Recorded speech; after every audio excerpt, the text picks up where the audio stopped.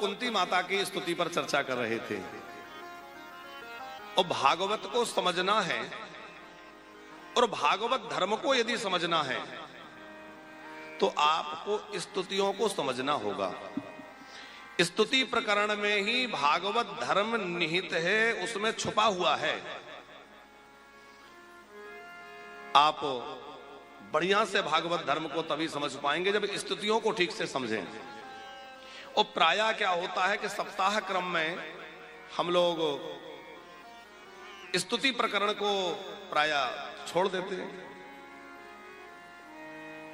एक तो श्रीमद् भागवत के जो गीत हैं, चाहे भ्रमर गीत हो, गोपी गीत हो, प्रणय गीत हो, वेणु गीत हो, युगल गीत हो, ये जो गीत हैं, तो भागवत के जो गीत हैं ये बड़े मुख्य हैं, बड़े विशेष हैं। और भागवत की जो स्तुतियां हैं ये बड़ी अद्भुत हैं। श्रीमद् भागवत में पहली स्तुति कुंती माता की है, जिस पर हम कल चर्चा कर रहे थे।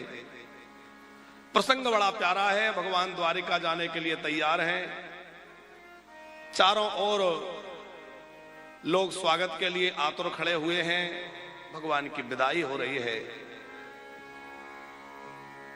अक्षत पुष्प आदि डाले जा रहे हैं। उसी बीच में अत्यंत भाव विह्वल दशा में कुंती आई हैं और अपने मन के उद्गार प्रभु के सामने प्रकट कर रही हैं। अब कुंती जी जो बातें कह रही हैं उससे एक बात लगती है कि इन्होंने श्री कृष्ण की बाल लीलाओं का दर्शन भी किया है। कृष्णाय वासुदेवाय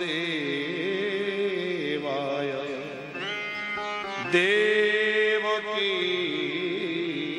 नंदनाय च नंद गोप कुमाराय गोविंदाय नमो नमः। कुंती महारानी क्या कह रही हैं? हे श्री कृष्ण, कृष्ण शब्द पर हम लोग कल चर्चा कर रहे थे, जो भवकूप में पड़े हुए जीवों को निकाल दे, जैसे कुएं पर कर चर्चा हुई। अच्छा, परमात्मा बार बार अवतरित होकर क्यों आता है?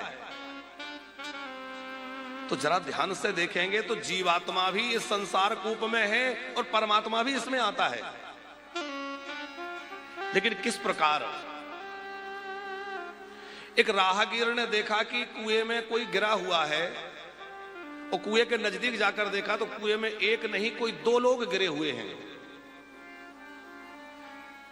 पर जब पता किया तो पता चला कि एक तो कुएं में गिरा है और दूसरा कुएं में उतर के गया है। बोले उतरा क्यों है? बोले जो कुएं में गिर गया था उसको निकालने के लिए दूसरा उतर के गया है। एक व्यक्ति धोखे से कुएं में गिर गया, एक व्यक्ति अपनी इच्छा से उतर के गया उस कुएं के अंदर। तो कुएं में तो दोनों हैं, पर एक गिरा है एक उतरा है। गिरने वाला कौन है? हम जीवात्मा। हम अपने कर्म बंधनों में पड़ करके किसी प्रकार इस भवकूप में गिर गए हैं और परमात्मा अपनी इच्छा से, निज इच्छा निर्मित तनु, अपनी इच्छा से उतरा है। क्यों? बोले गिरो हुओं को निकालने के लिए वह इसमें उतरा है।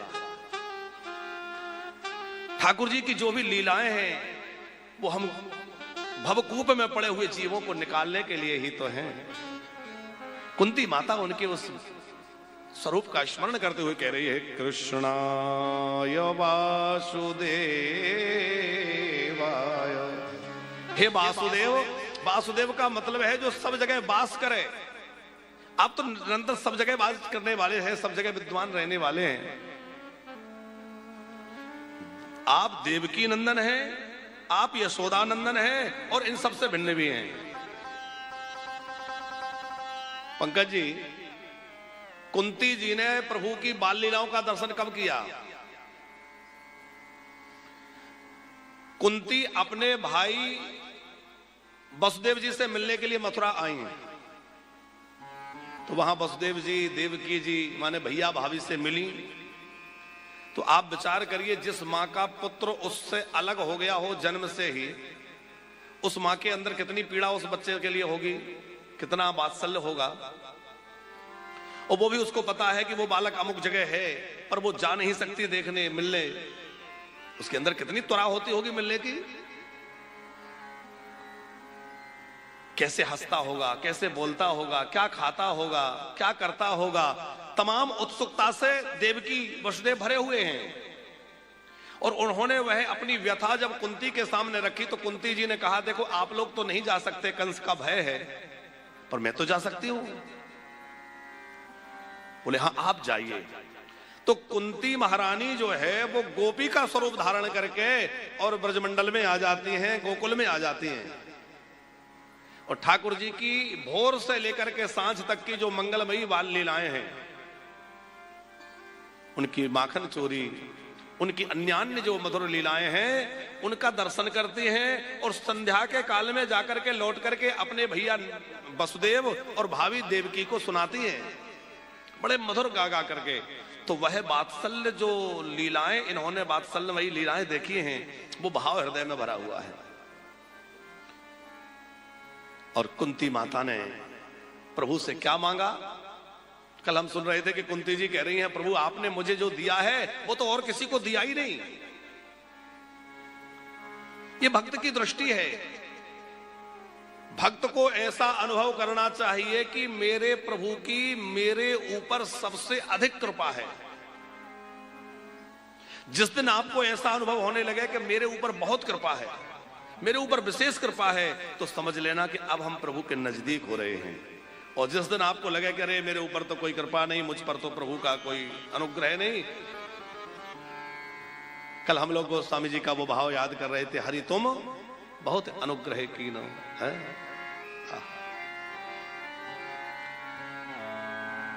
विपदा संतु नः सस्वत तत्र तत्र जगत गुरु। कुंती जी कह रही हैं, आपने बहुत कुछ मुझे दिया है, आपका देना निराला है। और कैसे देने वाले, देखो देने वाले तो बहुत हैं संसार में, पर प्रभु जैसा देने वाला और कौन होगा। विनय पत्रिका जी में गोस्वामी जी क्या अद्भुत भाव देते हैं। एक ही दानी सिरो मणि साचो,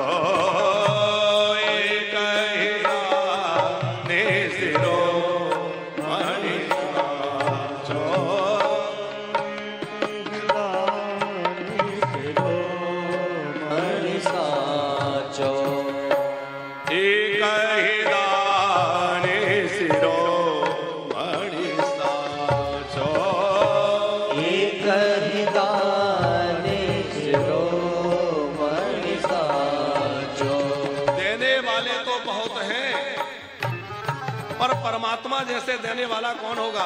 कहां गए आचार्य जी? ठाकुर जी जैसे देने वाला और कौन होगा। कैसा देने वाला है? राम जी ने जब विभीषण को लंका का राज्य दिया तो कैसे दिया? हम लोग किसी को 10 रुपए भी देते हैं ना, तो हमारे अंदर ये भाव आ जाता है कि मैं दे रहा हूं। स्वर्ण की लंका है, बड़ा विशाल वैभव है लंका का, कोई सामान्य नहीं है लंका। लेकिन उस लंका का राज्य जब राम जी विभीषण को दे रहे हैं तो मन में क्या भाव है? जो संपत्ति शिवराव नहीं दीन दिए सोई संपदा विभीषण ही साकच दीन रघुनाथ। अत्यंत संकोच में राम जी भरे हुए हैं। संकोच किस बात का है? संकोच ये नहीं है कि शिव जी ने दी थी और उनका दिया हुआ मैं किसी और को दे रहा हूं, बल्कि संकोच इस बात का है कि अरे विभीषण तो अपने बंधु बांधव सबका त्याग करके आया है। और इतना त्याग करने वाले को मैं क्या दे रहा हूं? बहुत थोड़ा सा दे पा रहा हूं। तो जैसे कोई विशेष व्यक्ति हमारे सामने आ गए हों और हम उनको कुछ थोड़ा बहुत दे पा रहे हों, हमारे अंदर सामर्थ्य नहीं है देने का, हम दे नहीं पा रहे हैं, तो बड़े सकुचाते भाई धीरे से रख देते हैं। किसी विशिष्ट महापुरुष के पास गए, बोले पापा रखना है, देना है। अब इतने बड़े हम क्या देवें, तो धीरे से रख दिया, क्योंकि बड़ा संकोच है देने में भी। इतने बड़े व्यक्ति को हम क्या देवें, पर एक परंपरा है, कुछ दे दिया। इसी प्रकार राम जी के अंदर अत्यंत संकोच भरा हुआ है कि मैं दे रहा हूं, पर मैं क्या दे रहा हूं? अरे मैं त्रिभुवन का राज्य भी दे दूं तब भी इसके ऋण से नहीं उरण हो सकता, क्योंकि इसने तो मेरे लिए अपना देह गेह परिवार नाते संबंध सब छोड़ दिया। एक ही दाने शिरोमणि साचो, एक ही दाने शिरोमणि साचो, एक ही दाने शिरोमणि साचो। जेहि जाचक जाचक चरि, जिसको याचना करने से जाचकता जर जाए।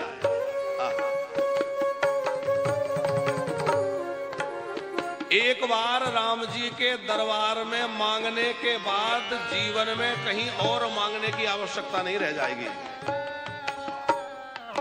मांगना भी है तो कहां मांगे?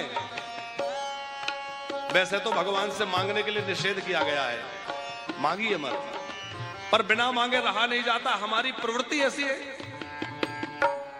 हमारा मन ऐसा है कि हम बिना मांगे नहीं रह सकते। तो जहां तहां मत मांगिए साहब, मांगना आवे भी है तो अपने ठाकुर से मांगिए, अपने प्रभु से मांगिए, जिससे सारी दुनिया मांग रही है। क्योंकि और किसी से आप मांगेंगे तो वह आपको दे तो देगा, पर यह भी जता देगा कि मैंने दिया है, और हमेशा उस एहसान का अनुभव आपको कराता रहेगा। लेकिन ठाकुर जी ऐसे देने वाले हैं कि देते तो हैं, पर कभी ये अनुभव भी नहीं होने देते कि मैंने दिया। आप विचार करिए, जब भक्त सुदामा जब द्वारिका आए, तो द्वारिका में सुदामा जी आए तो क्या प्रभु उनको दक्षिणा नहीं दे सकते थे? कुछ देना था, कुछ भी नहीं दिया। क्यों? बोले मेरे मित्र को यह संकोच हो जाएगा कि मैं मित्र के यहां कुछ लेने आया था, मेरे मित्र को संकोच में न पड़ना पड़े, इसलिए द्वारिका नाथ ने कुछ भी दिया नहीं प्रत्यक्ष में। पर कितना दिया? जैसा वैभव द्वारिका में है, वैसा ही दिव्य वैभव जो है सुदामा जी के नगर में प्रकट हो गया, सुदामा जी के पास प्रकट हो गया। ओ बैठक में विनय पत्रिका जी होंगे, जरा विनय पत्रिका जी ले आए, बैठक में होंगे। अब वो दिव्य भाव याद आ गया तो गा ही लेते हैं। अब वो इसलिए हम मंगवा रहे हैं। उसमें एक बात लिखी है पंकज जी, यद्यपि राम और कृष्ण में कोई भेद नहीं है, पूर्ण एक ही है, लेकिन यहां हमारे गोस्वामी जी ने तो थोड़ा सा पक्ष लेते हुए एक बात कही है। बोले श्री कृष्ण ने सुदामा को दिया, दिया तो बहुत, पर कब दिया? बोले 4 मुट्ठी चावल जब ले लिए, चिवड़ा लेकर के दिया। पर हमारे रघुनाथ जी तो ऐसे हैं, अब ये प्रेम की चुटकी है, कोई अलग नहीं है, कि विभीषण आया तो रिक्त पानी होके आया, खाली हाथ आया। अरे तुलसी के सुंदर वाटिका थी, तुलसी की वाटिका में से 10-5 तुलसी दल तोड़ लाता, कोई पुष्प ले आता।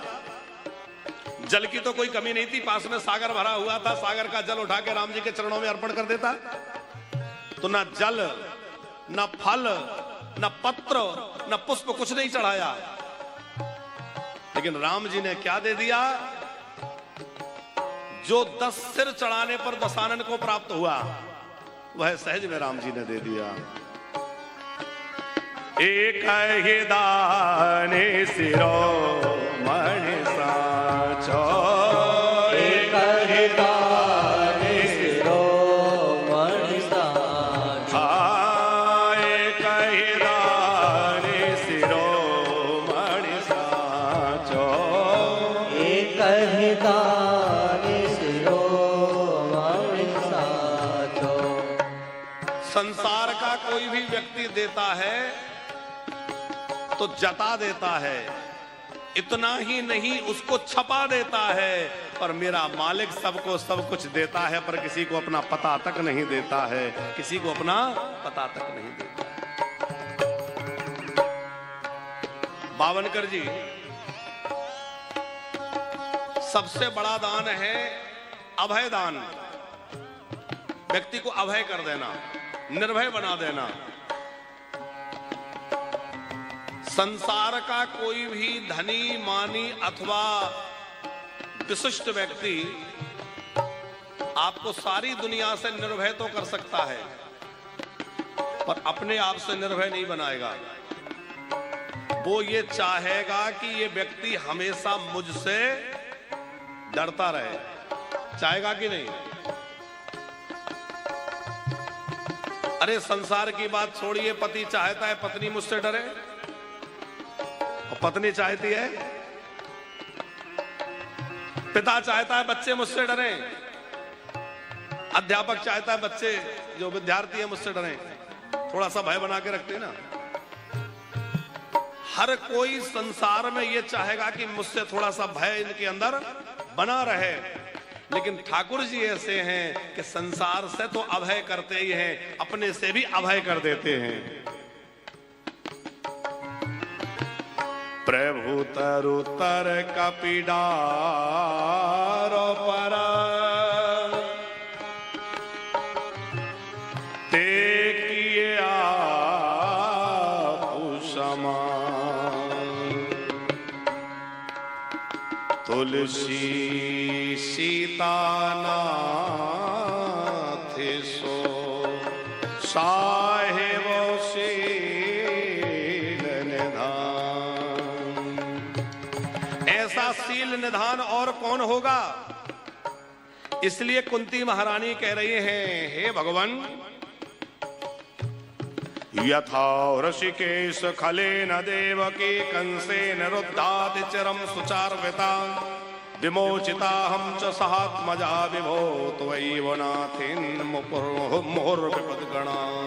हे भगवान, आपने मेरे ऊपर जो कृपा बरसाई है वो किसी को प्राप्त नहीं हुई है। अब एक कृपा और कर दीजिए कि मेरे जीवन में विपत्तियां आ जाएं। विपदा संतु ना सस्वत तत्र तत्र जगत गुरु, क्योंकि मैंने देखा है कि जब जब जीवन में विपत्ति आई है तब तब आप आए हैं, और आज जब संपत्ति आई है तो आप जा रहे हैं। तो ऐसी विपत्ति भली जिसमें आपका स्मरण बना रहे, ऐसी संपत्ति का क्या करें जिसमें आप दूर हो जाएं। ऐसी संपत्ति हमें नहीं चाहिए। संत कहते हैं, विपदो नहीं बे विपदा संपदो नहीं वो संपदा, विपद विस्मरणम विष्णु संपद नारायण स्मृति। भैया, भगवान का स्मरण ही संपत्ति है। इस बात को गांठ बांध लो। हम जिस संपत्ति को बटोरने में लगे हैं, इस संपत्ति का कोई भरोसा नहीं है कि ये कब चली जाए। और कभी कभी ऐसा होता है कि तमाम संपत्ति होते हुए भी हम उसका उपभोग नहीं कर पाते। डॉक्टर ने कह दिया तला हुआ नहीं खाओगे, मसाला नहीं खाओगे, मीठा नहीं खाओगे, चिकना नहीं खाओगे, क्या खाएंगे? बोले उबला हुआ थोड़ा सा राम रस डाल के, नमक डाल के थोड़ा सा पा लेना। अब आप विचार करो कि हमारी अरबों खरबों की संपत्ति पर हम उसको खा भी नहीं पा रहे हैं। बात समझ में आ रही है? वो संपत्ति सब कुछ बनी है, उसके बावजूद भी हम उसका उपभोग नहीं कर पा रहे हैं। लेकिन यदि आपने भगवान के स्मृति की संपत्ति, भगवान के भजन की संपत्ति को जुटाया है तो केवल इस लोक में ही नहीं परलोक में भी वह संपत्ति आपके साथ रहेगी। और कैसी होगी? हमारी मीरा जी कहती है, दिन दिन बढ़त सवायो कि पायो जी। मीरा जी क्या कह रही हैं?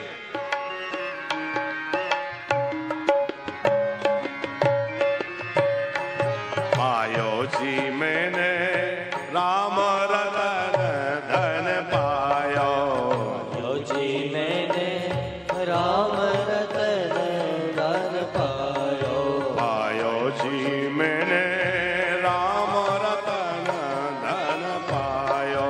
पायो जी मैंने राम रतन धन पायो। खर्चे न खोटे चोरे न लोटे। खर्चे न खोटे चोरे न लूटे। खर्चे न खोटे जाए चोरे न लोटे। खर्चे न खोटे चोरे न लूटे। दिन बढ़त सवायो। पायो जी मैंने राम रतन धन पायो। पायो जी मैंने राम रतन धन पायो। पायो जी मैंने राम रतन धन पायो।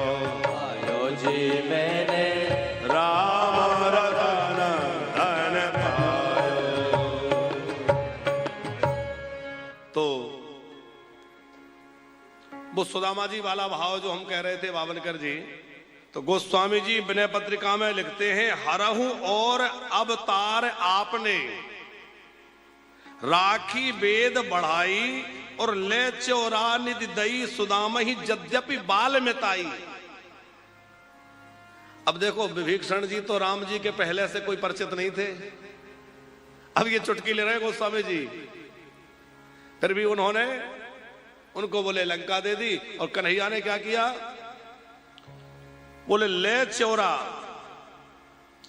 निधि दई सुदाम ही यद्यपि बाल मिताई। यद्यपि बाल बन के सखा है, पर बाला बन के सखा होते हुए भी बिना चोरा लिए संपत्ति नहीं दी। लेकिन जानत प्रीति रीति रघुराय, एक ही दान इसरो मणि सांचो। एक ही दान इसरो मणि सांचो। अद्भुत। पर इसका भाव ऐसा बिल्कुल मत समझ लेना कि राम अलग हैं कृष्ण अलग हैं, कि ये कुछ कम है कि वो कुछ ज्यादा, ऐसा भैया बिल्कुल नहीं है। ये तो सब भाव और आनंद लेने की चीजें हैं। कुंती जी ने अपने इस भाव में अंतिम में एक बात कही, अथ विश्वेश विश्वात्मन विश्वमूर्ते स्वकेशु में स्नेह पासमिमं छिन्दी दृढ़ं पाण्डो शुव्रश्निषु। हे विश्वेश, हे विश्वात्मा, हे विश्वमूर्ति।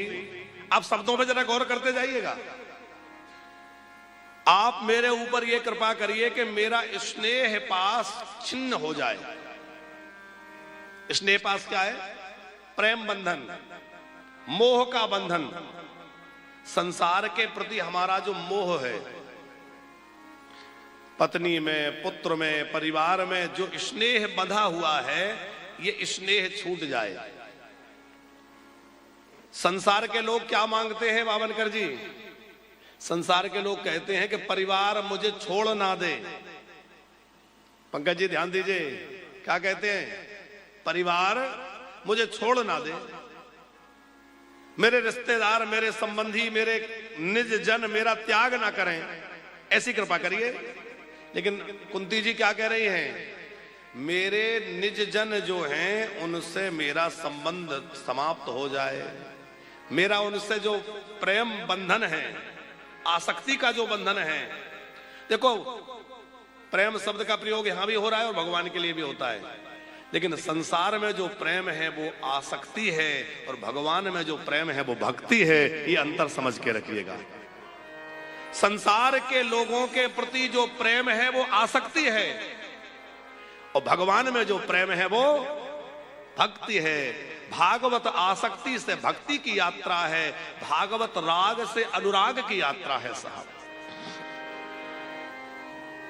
अब बहुत सुंदर आशीर्वाद अपने बुआ जी को कहा, ठीक है बुआ जी आप जो कहती हैं वही होगा।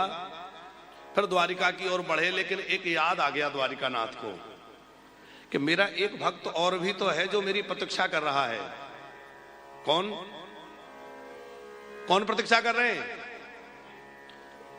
बाणों की सैया पर लेटे हुए पितामह भीष्म।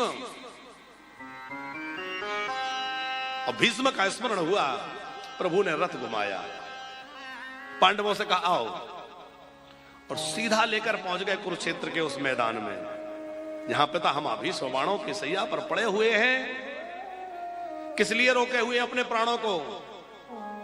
उत्तरायण की प्रतीक्षा हो रही है। ये उत्तरायण क्या है? सूर्य दो प्रकार से होते हैं, एक उत्तरायण एक दक्षिणायन। मकर संक्रांति से मकर के सूर्य जब आरंभ होते हैं तो उत्तरायण सूर्य प्रारंभ हो जाते हैं, और धनु संक्रांति के बाद दक्षिणायन हो जाते हैं। तो एक तो ये भाव है कि उत्तरायण सूर्य की प्रतीक्षा है, लेकिन भक्त के लिए क्या दक्षिणायन और क्या उत्तरायण, क्या शुभ और क्या अशुभ? उत्तरायण श्री कृष्ण का भी एक नाम है वावनकर जी। कैसे? बोले उत्तरा के उदर में जिन्होंने निवास किया, तो उत्तरा के उदर में निवास करने से उनका नाम उत्तरायण हो गया। जैसे जल में निवास करने से नारायण है, वैसे ही उत्तरा के उदर में निवास करने से उत्तरायण कहलाए। प्रभु के स्मरण में, और जैसे ही प्रभु को आते हुए देखा, आहा प्रसन्न हो गए, आनंद विभोर हो गए। पितामह भीष्म ने भगवान की पूजा करी, गंध पुष्प धूप दीप नैवेद्य आरती। आप लोग कहेंगे महाराज जी बिल्कुल झूठ बोल रहे हैं यहां पर, वो तो बाणों के सैया पे पड़े, वो कैसे पूजा करेंगे? वो तो हिल भी नहीं सकते। पूजा तीन प्रकार से होती है? कायिक वाचिक मानसिक। तो उन्होंने मानसी पूजा करी, उन्होंने वहां मानसी पूजा करी, और मानसी पूजा जो है वो प्रत्यक्ष पूजा करने से भी विशेष होती है। पितामह भीष्म ने मानसी रूप में भगवान की सेवा की, नेत्रों से प्रणाम किया और बड़ी सुंदर स्तुति करी है। आइए भैरव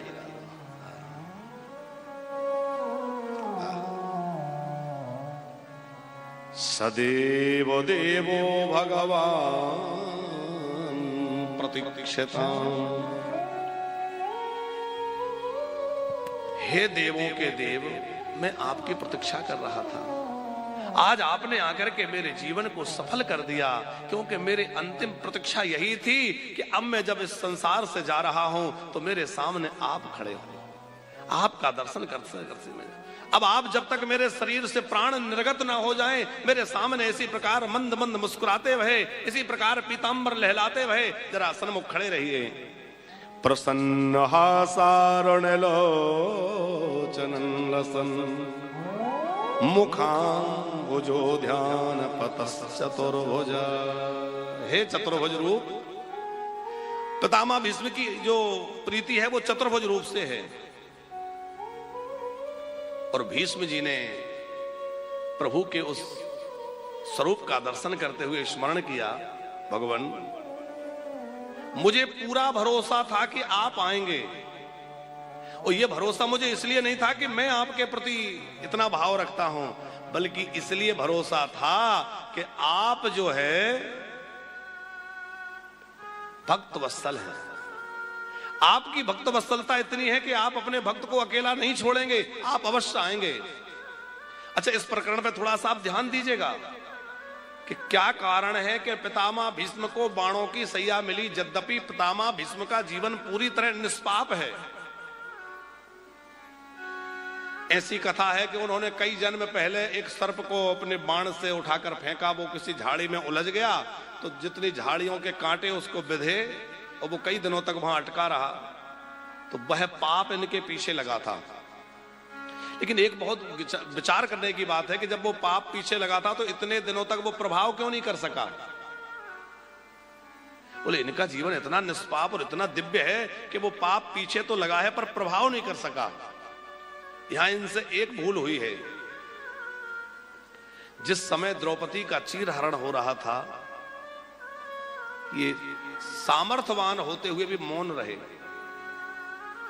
और जब भी आपके सामने किसी स्त्री का अपमान हो रहा हो, किसी स्त्री की मर्यादा खंडित हो रही हो और आप वहां समर्थ खड़े हैं, तो समझ लेना आप उस करने वाले से बड़े अपराधी आप हैं। कल हम लोग द्रौपदी का प्रसंग सुन रहे थे। द्रौपदी ने अश्वत्थामा को क्षमा कर दिया, जिसने 5 पुत्रों को मारा है, लेकिन उसी द्रौपदी ने दुशासन को क्षमा नहीं किया। किया क्या? अरे वो दया की देवी है, उसने अश्वत्थामा को क्षमा कर दिया, तो दुशासन को क्यों नहीं किया? तो बोले एक संकेत इस कथा में छुपा है कि भले ही हत्यारे व्यक्ति को एक बार क्षमा कर दिया जाए, लेकिन जिसने किसी नारी की इज्जत पर हाथ डाली हो उसको कभी क्षमा नहीं करना चाहिए, वो निश्चित ही दंड का पात्र है। हमारे यहां तो ये इतिहास रहा है कि जटायु पक्षी है, और पक्षी राज जटायु जब देखा कि आर्त स्वर में कोई नारी पुकार रही है, रो रही है, और आर्त स्वर सुन करके एक नारी का और वह गीधराज जटायु युद्ध करने के लिए दौड़ पड़े, और समर्थ ना होते हुए भी दशानन रावण से भिड़ गए। जटायु जी जानते हैं कि रावण से विजय हो पाना बहुत मुश्किल है, लेकिन साहस देखिए। कहा कि अरे दुष्ट रे दुष्ट ठाड़ के न होई, निर्भय चलस न जानसी मोही। एक नारी की सम्मान की रक्षा के लिए चले गए। परिणाम क्या हुआ? जटायु जी को अंतिम समय में क्या मिला और भीष्म जी को क्या मिला? जटायु जी को अंतिम समय में राम जी की करसैया मिली, और पितामह भीष्म को सरसैया मिली। एक को करसैया, एक को सरसैया। कर सरोज सिर पर स्यो कृपा सिंधु रघुवीर, निरखि राम छवि धाम मुख, विगत भई सब पीर।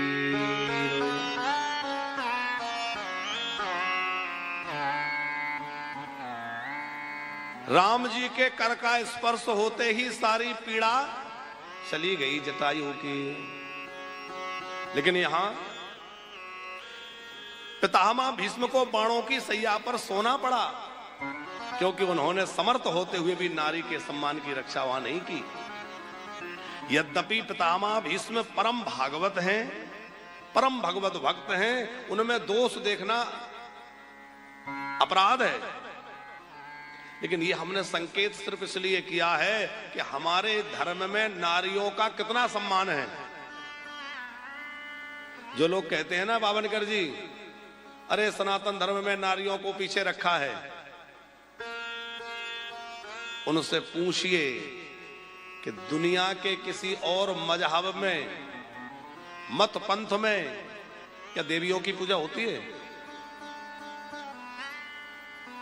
किसी और धर्म में देवियों की पूजा है? पर हमारे यहां तो देवियों की पूजा पहले है। वंदे वाणी विनायक, गणेश के पहले वाणी का स्मरण गोस्वामी जी कर रहे हैं। जो लोग गोस्वामी तुलसीदास जी को नारी निंदक कहते हैं, वह शुरुआत का श्लोक को पढ़ लें कि गोस्वामी जी ने अपने ग्रंथ में सबसे पहले देवी की आराधना करते हुए वंदे वाणी, सरस्वती की वंदना पहले करी, गणेश जी की वंदना बाद में करी।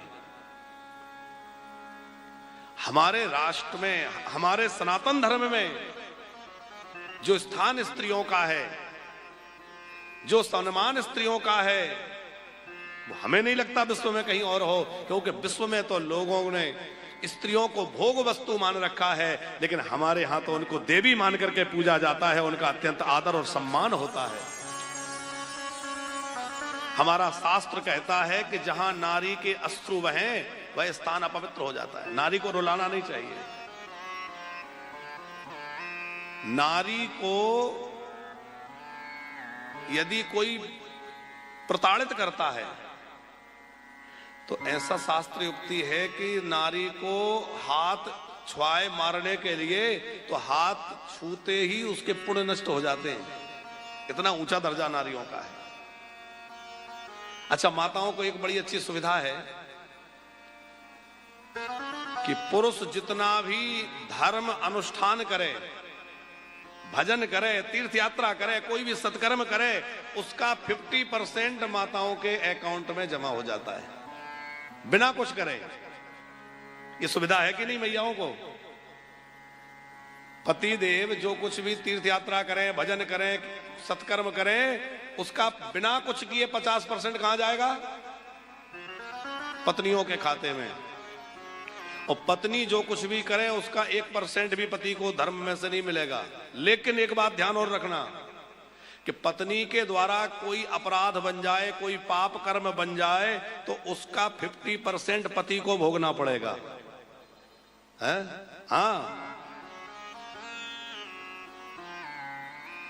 पर इसमें एक शर्त लगी है बावनकर जी।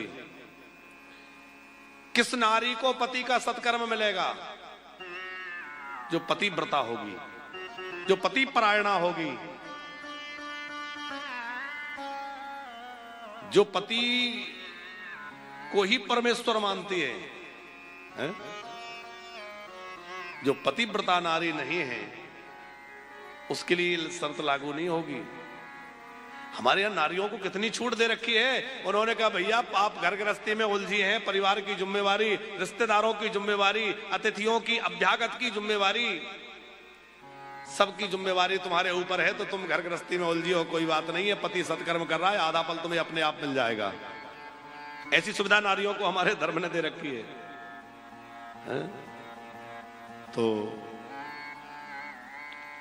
पितामह भीष्म से एक चूक ये तो हुई, और पितामह भीष्म प्रभु को बार बार याद करते हुए वो क्षण युद्ध के स्मरण कर रहे हैं। थोड़ा वहां महाराज युधिष्ठिर आगे आए, युधिष्ठिर जी के सामने कुछ धर्मों का उपदेश किया है। दान धर्मान, राज धर्मान, मोक्ष धर्मान, विभाग शास्त्र धर्मान, भगवत धर्मान, समास व्यास योगता, खूब धर्मों का विभाग सहा वर्णन किया। और फिर जो है श्री कृष्ण की स्तुति करने लगे। इतिमति रूप कल्पिता वितृष्णा भगवती सात्वत पुंगवे विभुम्नि सुसुखमुपगते क्वचिद्वहरतुं प्रकृतिमुपेयुषि यदा भवा प्रवा।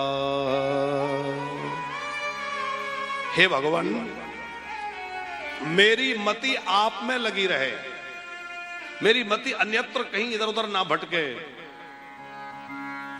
त्रिभुवन कमलम तमाल वर्णम, मेरी बुद्धि रूपी बेटी के लिए आपसे बढ़िया वर कहां मिलेगा जो त्रिभुवन सुंदर है। हमारे ठाकुर जी कितने सुंदर हैं, आहा क्या कहना। बावनकर जी, ठाकुर जी तो ठाकुर जी हैं। जब श्री ठाकुर जी काली दह में कूदे तो काली दह में नाग पत्नियां, अच्छा नाग पत्नियों को साधारण भाषा में कहें तो क्या कहोगे? है नागिन कहोगे? नाग जितना खतरनाक होता है उससे भी ज्यादा नागिन खतरनाक होती है? लेकिन सावरे सलोने हमारे श्री ठाकुर जी जब यमुना के हृदय में कूदे और उन नाग पत्नियों ने प्रभु के मंगलमय स्वरूप का दर्शन किया तो वो मुग्ध हो गई, मोहित हो गई। और ऐसी मुग्ध हो गई, बोले देखो अच्छा है इस समय हमारे पतिदेव सोए हुए हैं, जल्दी से भाग जाओ। उनका तमोगुण छूट गया, उनके अंदर प्रेम अनुराग जाग गया, अनुरक्त हो गए। वह नागपत्नियां जो बाद में क्या कह रही हैं, न नाक पृष्ठम न च सार्वभौमम न पारमिष्टम न रसाधिपत्यम न योग सिद्धिर पुनर्भवम वा वांछन्ति यत् पादरजः प्रपन्ना। हे भगवान, हमें आपसे न योग सिद्धि चाहिए, न सार्वभौम साम्राज्य चाहिए, न ब्रह्मा जी का पद चाहिए, हमें तो केवल और केवल आपके इन चरण कमलों का आश्रय चाहिए, आपके इन चरणों की रज चाहिए। ठाकुर जी को देख करके जब नाग पत्नियों की ये दशा है तो आप विचार करिए कि भक्तों की क्या दशा होती होगी उनके स्वरूप को देखकर। इसलिए पितामह भीष्म कह रहे हैं, त्रिभुवन कमलम तमाल वर्णम रवि कर गौर वरांबरम दधाने। हमारे राम जी भी कितने सुंदर हैं।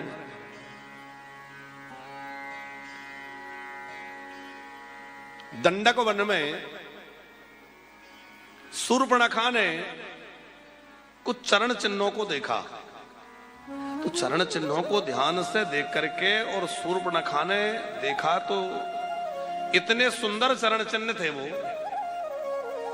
वज्र, अंकुश, ध्वजा जिनमें बने हुए हैं और बड़े ही सुंदर चरण कमल के जो है वो चरण चिन्ह हैं। तो शूर्पणखा तो राक्षसी है, अत्यंत दुष्ट हृदय वाली है, पर वह उन चरण चिन्हों को देख करके इतनी बाबरी है गई, सोचने लगी कि जिसके चरण चिन्ह इतने प्यारे हैं वो स्वयं कितना प्यारा होगा, और जो इतना प्यारा होगा, जिसके चरण चिन्ह इतने प्यारे हैं उसके चरण कितने सुंदर होंगे, और जिसके चरण इतने सुंदर होंगे उसका मुख कितना सुंदर होगा, पूरा सुंदर कितना स्वरूप उसका होगा। तो अत्यंत व्याकुलता से भर गई और जहां वो चरण चिन्ह जा रहे थे उस ओर चल करके गई, और पंचवटी पे जाके जब राम जी को तुनीर कसे हुए देखा तो व्याकुल होकर के राम जी के सामने खड़ी होकर के प्रणय याचना करने लगी। आप कहेंगे वो तो स्त्री है, मोहित हो जाना स्वाभाविक है। अच्छा, स्त्री को छोड़ दीजिए, राक्षस तो दुष्ट हृदय वाले होते हैं, और राक्षस भगवान को देख के मोहित क्यों होंगे, वो तो दुष्ट हैं। लेकिन जब राम जी ने लक्ष्मण जी ने शूर्पणखा की नाक कान काट दिए तो खरदूषण बड़ी विशाल सेना लेकर के आए। लक्ष्मण जी ने जानकी जी से कहा, लक्ष्मण जी से राम जी ने कहा कि जानकी को लेकर के गुफा में चले जाओ, असुर आ रहे हैं। अब ये भी बड़ी प्यारी कथा है पंकज जी कि लक्ष्मण जी के साथ जानकी जी को क्यों भेज दिया। कोई ये थोड़ी था कि जानकी जी डर जाएंगी, कि लक्ष्मण जी डर जाएंगे, क्यों भेज दिया। वो इंद्रपुत्र जयंत वाली बात याद आ गई कि जयंत ने इनके ऊपर चोंच का प्रहार किया, मैंने उसको मारने के लिए सीख का बाण छोड़ा तो मैं तो उसको मार डालना चाहता था, पर इन्होंने ऐसी वकालत करी कि आखिर में मुझे उसे छोड़ना पड़ा, क्योंकि इनके अंदर तो करुणा भरी है, ये किसी को मारने ही नहीं देती।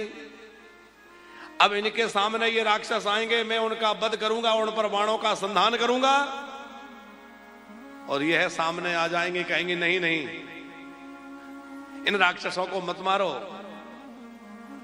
ये मारने नहीं देंगी तो कैसे बात बनेगी। इसलिए कहा लक्ष्मण जी इनको एक तरफ ले जाओ, कम से कम मैं अपना काम कर पाऊं।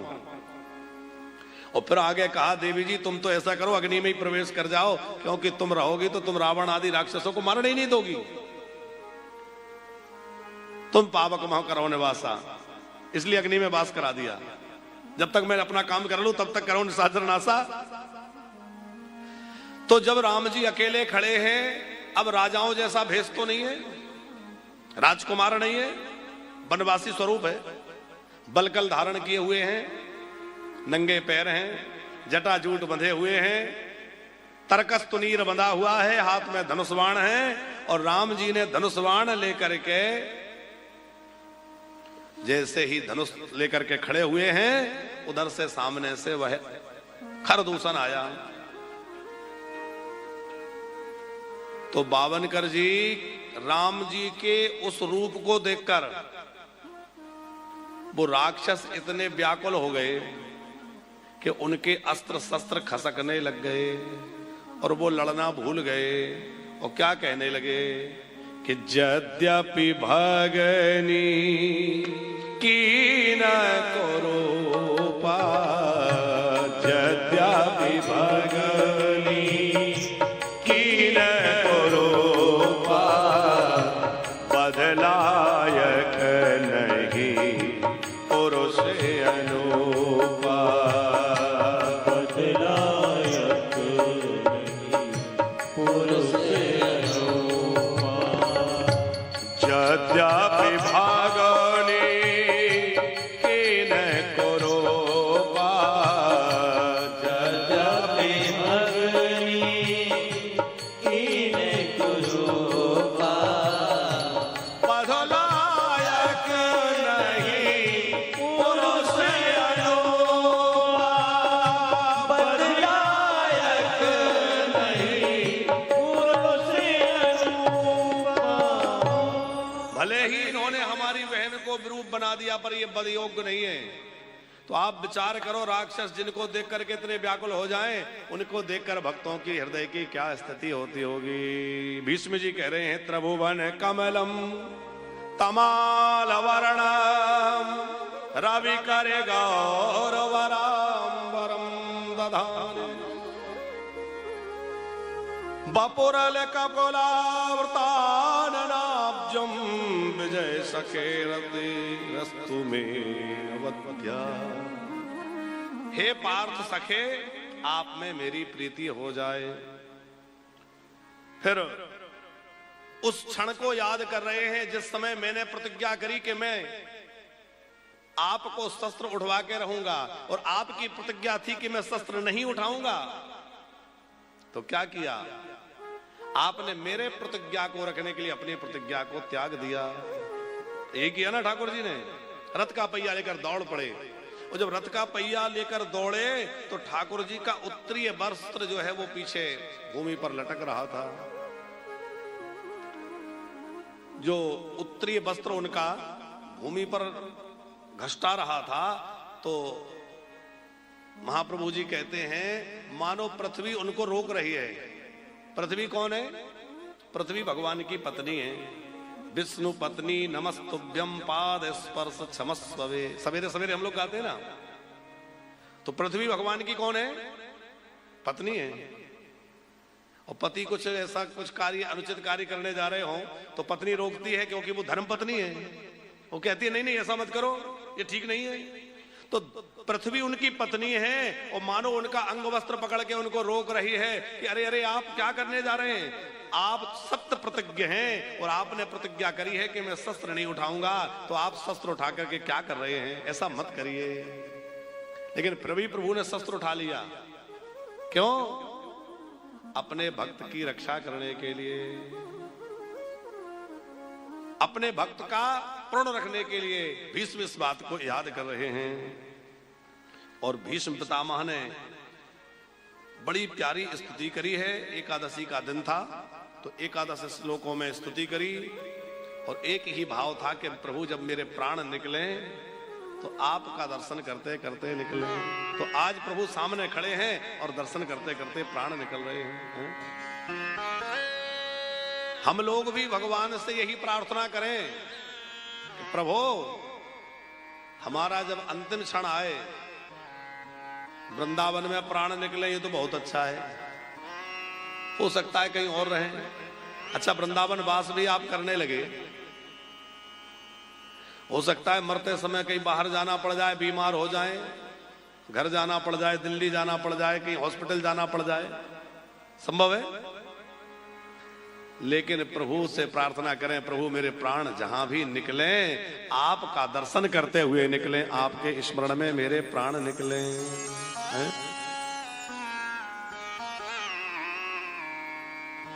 हम लोग तो ये वानप्रस्थ की व्यवस्था इसीलिए कर रहे हैं कि भैया आपका अंतिम समय ब्रज में बीते, और ब्रज में अंतिम समय बीतेगा तो संभावना है कि ब्रज में ही प्राण निकलेंगे।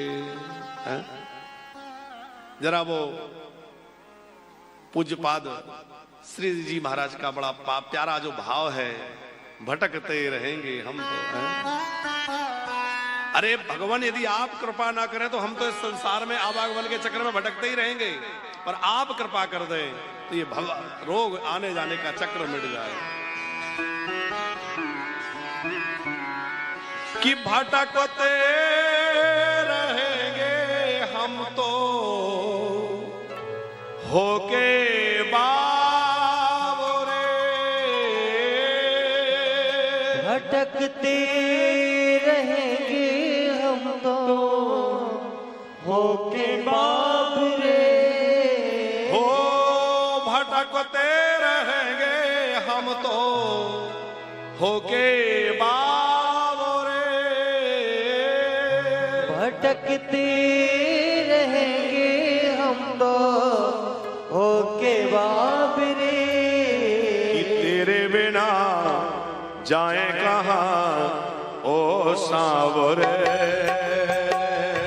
तेरे बिना जाए कहाँ ओ सांवरे, ओ तेरे बिना जाए कहाँ ओ सांवरे, तेरे बिना जाए कहाँ ओ सांवरे। ओ भटकते रहेंगे हम तो होके बाबरे,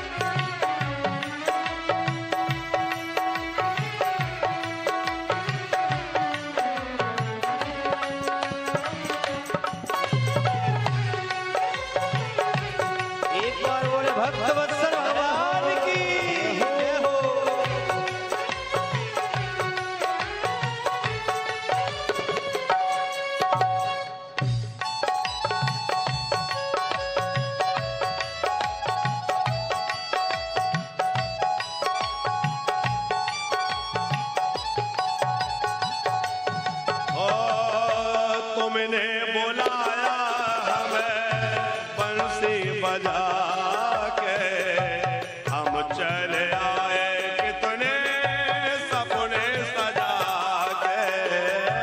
तुमने बुलाया हमें बंसी बजा के, हम चले आए कितने सपने सजा के। तुमने बुलाया हमें बंसी बजा के, हम चले आए कितने सपने सजा के। तुमने बुलाया हमें बंसी बजा के, हम चले आए कितने सपने सजा के। ओ नटखट कन्हैया ऐसे मत भाग रे, नटखट कन्हैया ऐसे मत भाग रे। ओ नटखट कन्हैया ऐसे मत भाग रे। नटखट कन्हैया ऐसे मत भाग रे, तेरे बिना जाए कहाँ ओ सांवरे। बिना जाए कहाँ ओ सावरे। ओ तेरे बिना जाए कहाँ ओ सांवरे। तेरे बिना जाए कहाँ ओ सावरे।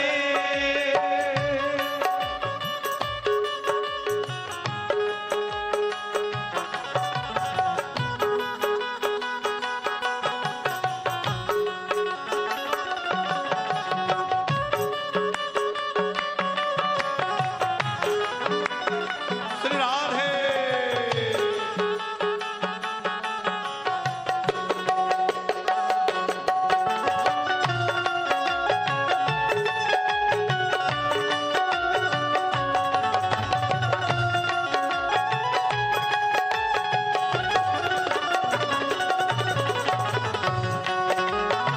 हे कन्हैया।